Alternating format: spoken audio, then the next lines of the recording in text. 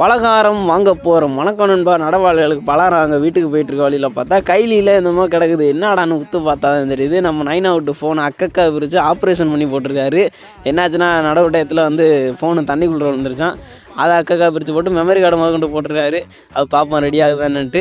அப்புறம் சரி நடவாளிகளுக்கெல்லாம் டீ பலகாரம் ஓகே, இவங்களோட பசியை யாரா போக்குவா, அதுவும் நம்ம தான் போக்கணுன்ட்டு கொஞ்சம் வைக்கல்லி போட்டாச்சு. இன்னும் வரப்போகிற 3 மாதத்துக்கு இந்த ஆடு மாடு வச்சுருக்கிறதுக்குள்ள போதும் ஆயிரும். சரியான மேய்ச்சல் இருக்காது, தண்ணி இருக்காது. தண்ணி கூட நம்ம விவசாயத்தில் தொட்டியில் இருக்க முடிச்சுக்கலாம், அது ஒரு விஷயம். இருந்தாலும் பார்த்திங்கன்னா மேய்ச்சல் இல்லாதன்றது தான் ரொம்ப கஷ்டமே. அது வரைக்கும் இந்த வைக்கலை வச்சு தான் ஓட்டணும். இதில் என்ன ஒன்றுனா வைக்கலும் கம்மியாக தான் இருக்கும், அதுதான் ரொம்ப கஷ்டம். இருந்தாலும் இருக்க வைக்கல ஆளுக்கு 5-6 நேர்ந்து போட்டு காலத்தை ஓட்ட வேண்டியதான். அது இல்லாமல் கொஞ்சம் இடத்துல சோளத்தட்டையும் போட்டிருக்கோம். அப்போ அதையும் அறுத்து போட்டுக்க வேண்டியதான். வைக்க காலியான டைமில் அதை வச்சு காலத்தை ஓட்ட வேண்டியது. இதுக்காக ஆட்டு மாட்டை விற்க முடியாது. மழை வந்துருச்சுன்னா அது மேய்க்கிறது ஈஸியாகிடும். அப்படியே நம்மளும் வீட்டு சைடு நடைய கட்டி வீட்டில் போய்ட்டு டீயை வைக்க ஆரம்பித்தாச்சு. நம்ம வீட்டிலே பால் கறக்கிறனால நம்மளே டீயை வச்சுக்கிறோம். பலகாரம் மட்டும் கடையில் வாங்கிக்க வேண்டியதான். இனிப்பு போண்டாவும் ஏதோ காரோட மாதிரி வாங்கியிருக்கேன். இதுவும் நம்மளே செஞ்சிடலாம். நம்ம ஒரு ஷெஃப்பாக இருந்துட்டு கடையில் வாங்குறது நமக்கு அசிங்கம் தான்.